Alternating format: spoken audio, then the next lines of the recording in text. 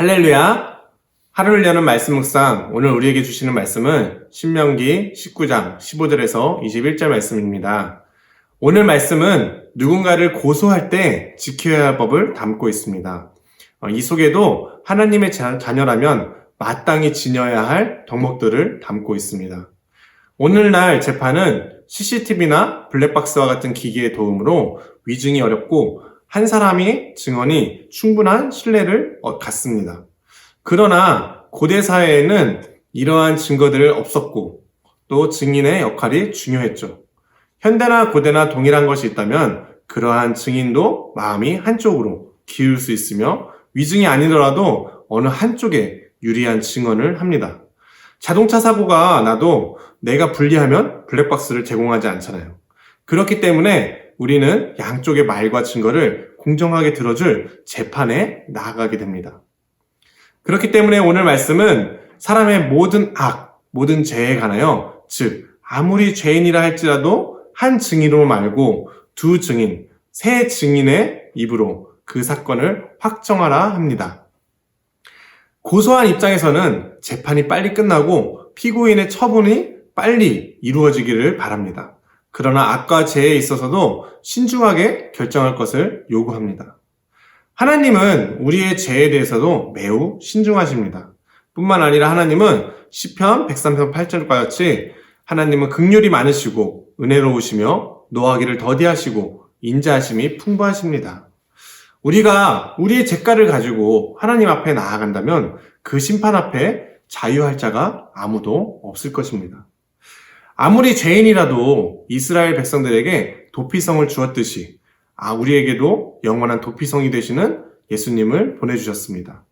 예수님은 우리의 죄를 도말하실 뿐만 아니라 중보자 되셔서 심판자 하나님 앞에 우리를 변호하시죠. 재판장은 재판을 굳게 하지 말라, 뇌물을 받지 말라, 눈을 어둡게 하지 말라, 정의를 굳게 하지 말라 말씀하셨습니다. 그러나 하나님은 마치 처음부터 우리에게 마음이 기우신 것 같습니다. 하나님의 마음은 마음이 기운 것이 아니라 용서의 마음입니다. 우리에게 기회를 주시기 원하시고 또 최후의 심판을 통해 벌하시기 원하는 것이 아니라 용서하시고자 하시는 마음이시죠. 죄가 하나님과의 관계의 깨어짐이고 하나님으로부터 벗어남이라면 최후의 심판에서 내가 피곤하면 곧 하나님이 원고가 되십니다. 그러나 하나님은 재판장이시며 우리의 죄를 씻으시는 증인이시며 우리 변호하시는 중보자이시고 또 우리를 용서하시는 원고가 되십니다. 하나님은 우리를 죄와 악으로부터 긍휼히 신중하게 기다려주십니다. 우리는 예수님 한 중보자, 한 증인으로 충분합니다.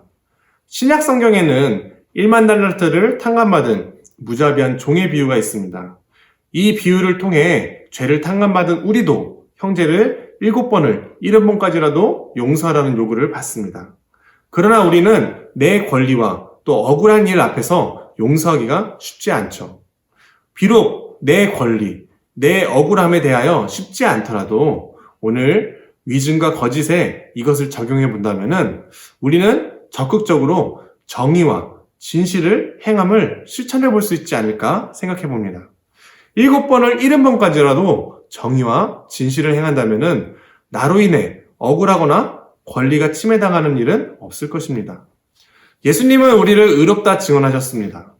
예수님을 위증자로 만들지 않는 길은 우리에게는 의로운 증인으로 살아가며 그 의를 드러내야 할 책임이 있습니다.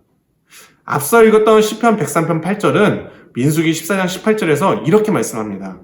여호와는 노하기를 더디하시고 인자가 많아 죄악과 허물을 사하시나 형벌받을 자는 결단코 사하지 아니하시고 아버지의 죄악을 자식에게 갚아 3, 4대까지 이르게 하리라 하셨나이다. 오늘 신명기 말씀도 위증자에 대해서는 그가 그의 형제에게 행하려고 꾀한 그대로 그에게 행하여 너희 중에서 악을 제하라 하셨습니다. 또 마지막 21절에서는 죄를 긍휼히 여기지 말라 하셨습니다. 이 경고의 말씀들은 벌하기 위함이 아닌 경고, 그렇게 하지 말 것을 요구합니다. 악을 제하라. 신명기 19장 20절 그 다음 절에서는요. 그리하면 그 남은 자들이 듣고 두려워하여 다시는 그런 악을 너희 중에서 행하지 아니하리라 라고 말합니다. 법은 사람을 처벌하지 않기 위해 있습니다. 사람을 함부로 처벌하지 못하게 기준을 세우고 죄를 짓지 않게 하는 것이 그 목적입니다. 예수님의 중보를 힘입어 오늘 하루 7번을 70번까지라도 정의와 진실을 행하는 의로운 자로 삽시다. 우리는 쉽게 악하다고 평가를 합니다. 마녀사랑이라는 표현이 있습니다. 누군가 악의적인 영상의 일부만을 올리거나 분명한 근거가 없이 비난받을 글을 올리면 다른 사람들은 정황이나 근거를 따져보지 않고 보여진 그 부분만을 가지고 평가하고 비난을 합니다.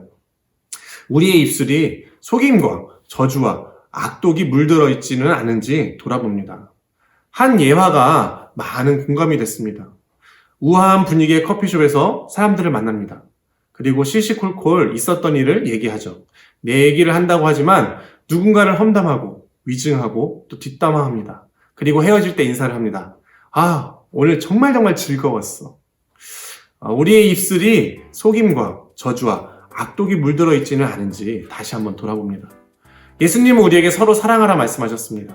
하나님의 명령에는 하나님의 의지가 담겨 있습니다. 하라라는 명령은 하게 될 것이다.